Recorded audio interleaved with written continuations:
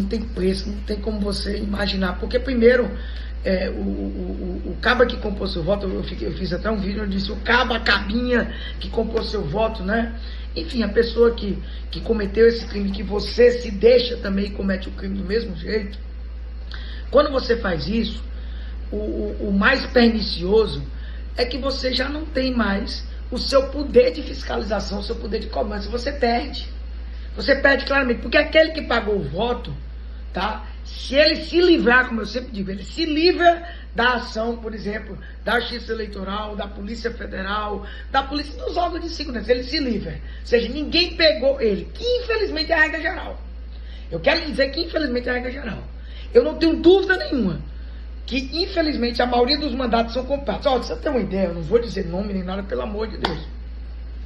Mas ontem, eu fiquei sabendo que uma dada residência, não vou nem dizer se é apartamento ou casa, se viu claramente, quando se entrou nessa residência, uma série de cestas básicas, né? Do nada.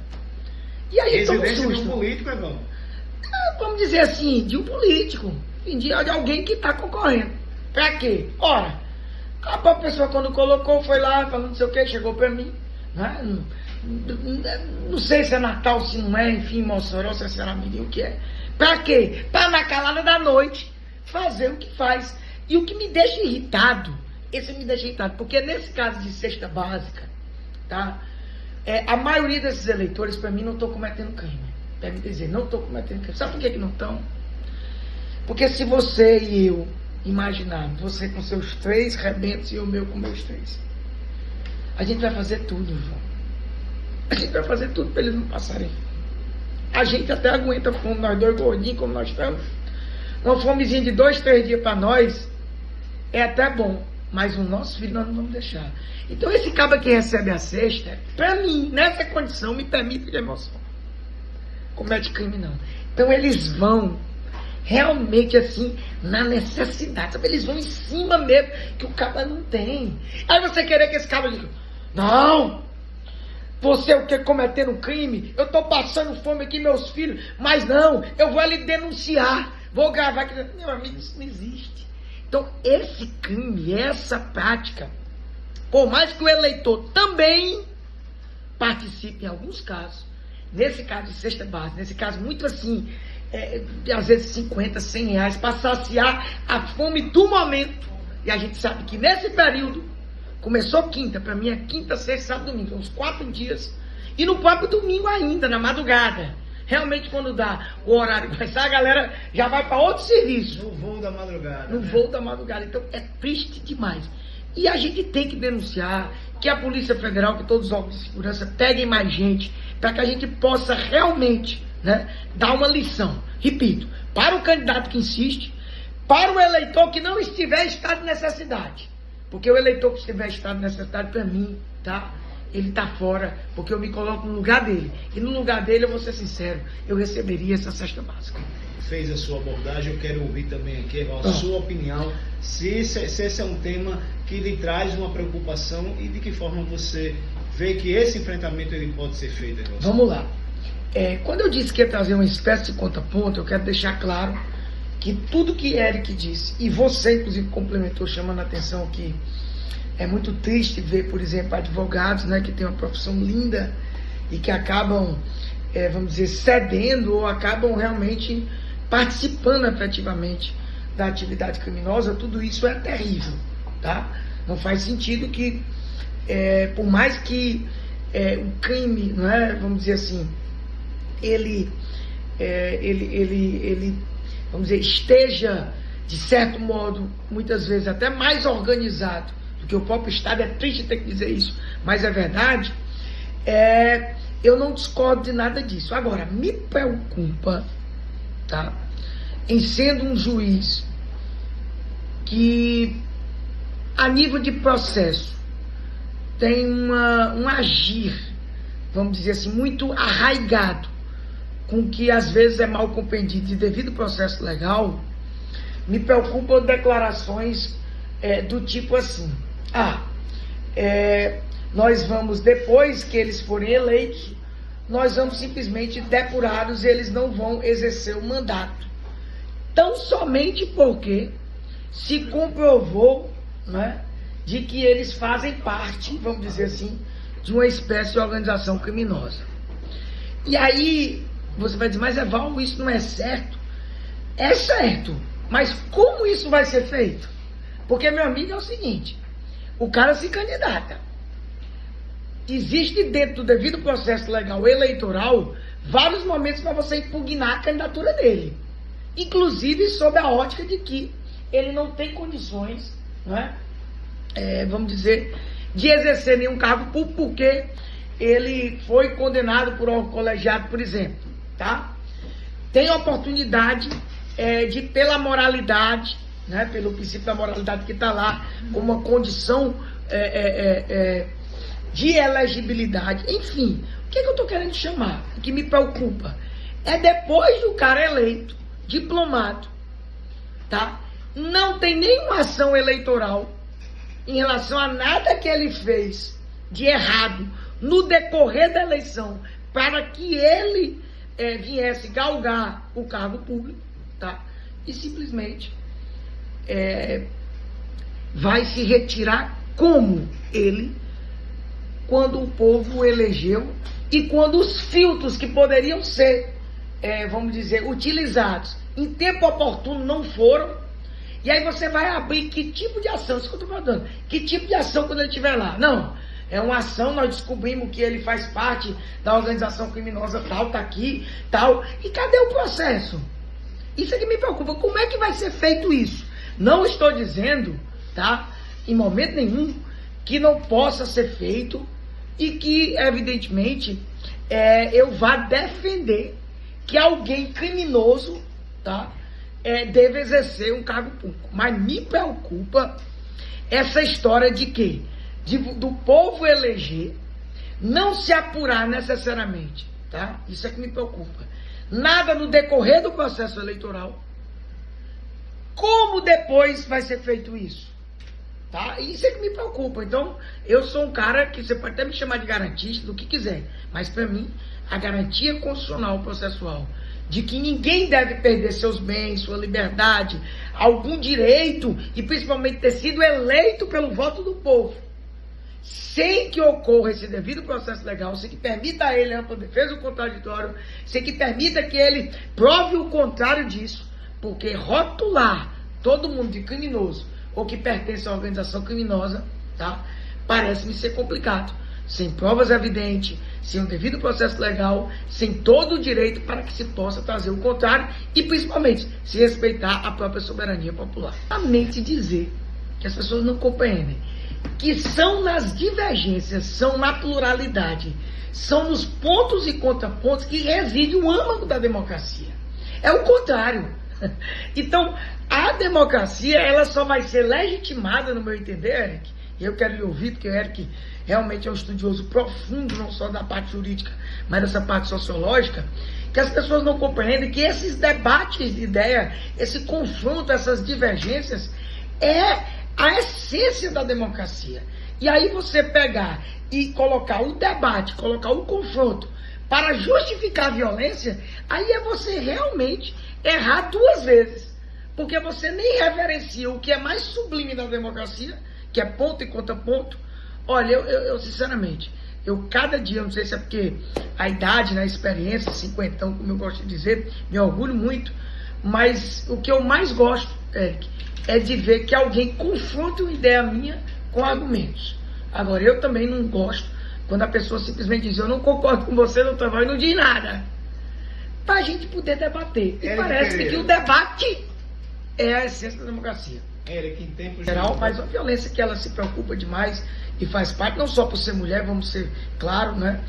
Essa violência que existe realmente de gênero, essa violência marcante, eu diria, essa discriminação, e que tantos exemplos, né, que a gente vê aqui, por exemplo, no interior, não sei qual é o interior, mas se citou muito, né, um carro empurrando o outro, acho que você viu aí, uma coisa assim patética. E, evidentemente, com todo respeito a quem pensa o contrário, eu acho que nenhum tipo de violência, nenhuma, se justifica, por mais que você seja apaixonado, por mais que você entre nessa polarização. Eu tenho dito, né, ontem mesmo eu estava aqui no CBN Foco, programa muito interessante à tarde, com o Pedro Neto, e eu dizia a ele, olha, para ser franco, a polarização tem algo interessante. Não sei se Eric concorda comigo. Eu acho que essa idealização radical, Eric, fez com que as pessoas gostassem mais de política. Era uma coisa que eu sentia, sabe? Aquele discurso. Ah, todo político é ladrão, eu tenho ojeriza a política não presta. Esse discurso eu acho pior do que o discurso da polarização. Mas a polarização não justifica nenhum tipo de violência. Por isso que, para mim, a ministra acerta e a gente tem que desenvolver, a gente tem que divulgar, a gente tem que deixar claro que por mais que você seja apaixonado por um dado grupo político, por um dado projeto, mesmo que seja de poder ou não sendo, não interessa. Nada justifica a violência. Juiz lá em Ceará Mirim. E aí, Clevão, prazer enorme tê-lo aqui conosco, aqui no nosso CBN Foco. Seja bem-vindo, amigo. Prazer enorme, Pedro Neto. Que alegria, que satisfação. Eu que só ouvi o CBN Foco da rádio, né? Eu sou apaixonado por rádio. E você tocou em outra paixão minha, né? Começou, claro, vai tratar de eleições, mas futebol é bom demais, né? Bom demais. Eu que estou aí nessa expectativa boa, você deve estar acompanhando. Chance ele tem. Segundo as estatísticas, não vamos falar, as pesquisas eleitorais estão meio assim, eu diria, uma para um lado, uma para o outro, está meio assim, mas já, por exemplo, falando em acesso para a Série A, aqueles estatísticos têm acertado, tem acertado mais, né? 41% de chance. Vamos jogar segunda-feira uma partida difícil, você está acompanhando, lá na Ilha do Retiro. Eu acho que é uma partida crucial. Se a gente buscar pelo menos um empatezinho ali. Concordo. Eu acho. Bom resultado.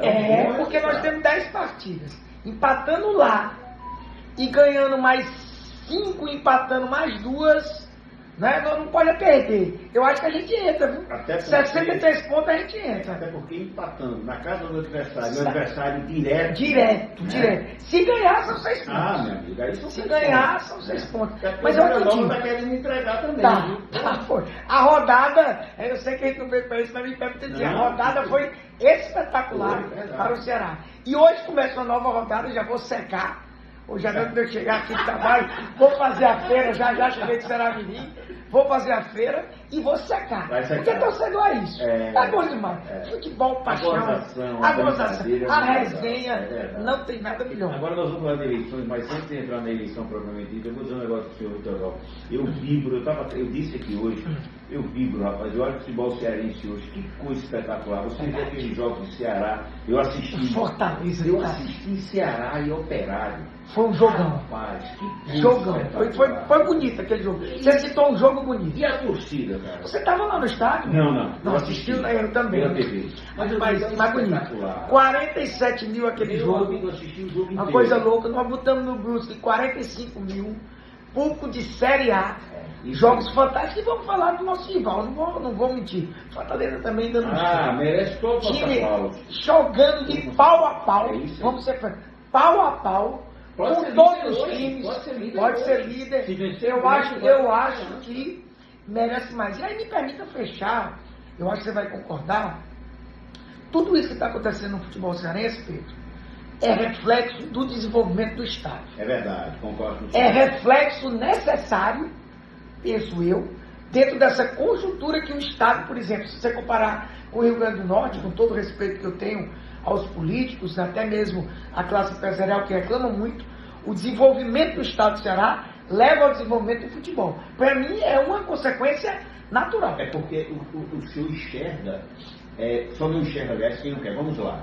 O senhor tem lá as tradicionais famílias de políticos, o senhor tem lá o pessoal, a turma hoje do PT que está um bom tempo no poder, tem a turma de Ciro Gomes, só que quando eles pensam no Estado, eles pensam no Estado. Unidos total, todos, impressionante. Não é verdade? Impressionante. Incrível isso. São pragmáticos demais. O senhor está Ciro Sá de um lado, o Ciro Gomes do outro. Pragmático. O senhor tem o pessoal do PT do outro, mas é o Ceará. Impressionante. Eles se sentam aqui nessa mesa redonda, com todas as divergências deles que têm, eles conseguem aglutinar em muitas coisas. E às vezes aqui, com todo respeito, eu sei que você já pode ligar, a gente fica brigando por besteira. É verdade. Mas fica querendo se sobressair, a vaidade muito aflorada, e o cearense ele é mais pragmático. Ele quer um resultado. Aí engorda agora essa confusão minha, tá? Para uma coisa que é extremamente interessante para Natal, para o Rio Grande do Norte. Inclusive, Pedro Neto, eu sei que não é o momento hoje, a gente precisa explorar esse pouquinho que a gente tem aqui, um pouco das eleições, chegando domingo,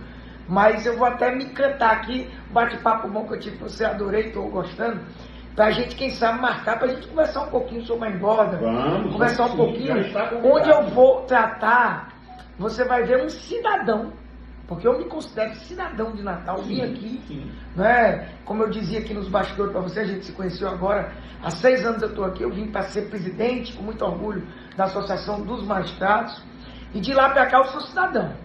Já tinha o título de cidadão antes, né? Cidadão potiguar, cidadão de Natal, né? E eu me preocupo com a minha cidade onde eu moro. Sim. E aí eu vejo, quando eu visito Fortaleza, me permita dizer, ou quando eu vou a João Pessoa, por exemplo, né? E que minha mulher adora, ama quando a gente vai ali em João Pessoa, um hotel, um restaurante, a diferença é muito grande. Por isso que a gente tem que tratar esse tipo de assunto aqui, ter coragem de enfrentar. Eu sempre cito isso aqui, o senhor ainda bem que o senhor tocou nesse assunto, porque eu cito muito isso aqui no programa. Eu morei em João Pessoa há 3 anos. Eu morei em João Pessoa há 20 anos. Pasmo. Todo final de semana eu vim embora para Natal. Por quê? Porque não tinha o que fazer. Não tinha o que fazer. Hoje você vê o sentido diverso. O pessoal sai daqui para ir para Rapaz, mas sai morrendo. E mais, ainda vou mais além. Não quero aqui atingir nenhum empresário do ramo de alimentação, que inclusive a gente tem grandes empresários que a gente poderia citar aqui do ramo, mas o pessoal tem ido a João Pessoa, tem gastado com a gasolina lá, tem gastado com o hotel e consegue comer melhor, está bem com diversidade. Nós estamos sofrendo esse processo que você muito bem chamou o contrário, e que tem sido muito pernicioso para a gente. Muito ruim. E aí ainda se vê, o senhor já está convidado, vamos marcar somente para voltar aqui. Eu tenho estudado um pouquinho. Da engorda, porque é um absurdo essa confusão toda em cima do engorda, que só vai fazer o bem para a nossa cidade. E me permita dizer, muitas vezes, com todo respeito, eu não estou aqui acusando ninguém, colocando posicionamentos pessoais seus, ideológicos, posicionamentos de como você pensa subjetivos, em cima de uma discussão que não pode ser ideológica. Está sendo mais ou menos o seguinte: primeiro eu, segundo eu, terceiro eu, depois não é. Não é verdade? Não interessa o que a gente pensa, é o melhor, é o objetivo. Mas o senhor veio aqui hoje, pelo menos hoje. Bem, vamos estar junto no domingo, né? Que eu já prometi que domingo vou dar uma passadinha aqui para ficar junto com os amigos e amigas falando um pouco de eleições. Essa frase que você usou para mim é a mais perigosa da democracia. Quando um cidadão ou cidadã diz: eu não gosto de política, eu tenho ojeriza política, política só tem ladrão, não presta para nada, só estão pensando neles, é tudo um banho de safados. Meu Deus, quando eu escuto isso eu fico louco. Somos dois. Eu fico louco. Por quê? Porque nenhum dos nossos problemas, Pedro, nenhum, vão ser solucionados fora da política. É verdade. Todos os nossos problemas, todas as nossas angústias, todas as nossas necessidades passam pela política. Verdade. Então, se nós falharmos como política, uma boa política de servir a coletividade, não queiram, com todo respeito. Ele está falando aqui um juiz. Ele está falando aqui um juiz. Eu sou juiz há 20 e poucos anos, já entrando aí na casa para completar 30 anos, a partir do próximo ano, 28. Aguardar no Poder Judiciário, independente se você gosta ou não, né, de algumas decisões, de alguns tribunais superiores, mas achar que os juízes, por exemplo, vou falar da minha profissão, são heróis e que vão resolver tudo e que vão colocar, né, as coisas no trilho, nós estamos realmente com um problema sério, porque nós não vamos. Quem resolve não é o judiciário. O judiciário tão somente, ele, na hora em que se viola direito, ou se está ameaçando, né, na iminência de se violar o direito, ele entra. Então, por exemplo, o judiciário não resolve problemas. O judiciário não conserta erros. Quem faz tudo isso e deve fazer bem feito e com a nossa participação, ou seja, nós é que fazemos a política, nós somos a política, e aí os maus políticos, me permitem, eu lhe passo a palavra. Aqueles bandidos na política, você sabe que tem. Porque tem gente que tem. Aqueles adoram esse discurso. Por quê? Porque eles estão tirando, afastando da política pessoas com bom interesse, com bom caráter, com interesse republicano, que querem servir a coletividade, Então essas pessoas ficam expurgadas. E elas muitas vezes aí, me permitam fazer uma advocacia para essas pessoas, elas não aguentam o sistema, porque o sistema é pesado. O sistema é cruel. Se você não tiver estrutura, se você não tiver dinheiro, se você não tiver caixa 2, 3, 4, 5, se você não entrar realmente naquilo que muitas vezes a justiça não chega, o Ministério Público não consegue provar, um e outro, me permita dizer a verdade, se combinam de não entrar. Olha, nós vamos fazendo de um lado, você vai fazendo de outro. E a gente vai levando. Então as pessoas que gostam de política, que poderiam ajudar na política, são alijadas dela. Isso para mim me entristece demais. Um outro fato também, o senhor agora citou, eu já aproveito também e trago à mesa, quando nós falamos de política, interessa a quem, doutor Herval, somente direita e esquerda? Olha, você toca em outro... Eu enxergo, no que todo mundo está vendo uma coisa ruim, eu tento enxergar pelo menos uma coisa boa, né? Vou dar um exemplo aqui meio pesado. Inclusive, vou dar um exemplo pesado de um momento, uma semana difícil para o Poder Judiciário. Nós perdemos um colega, né? Você sabe, desembargador Rafael Cordeiro. E eu vou usar aqui um exemplo da morte. A morte assusta todos nós e, teoricamente, é ruim.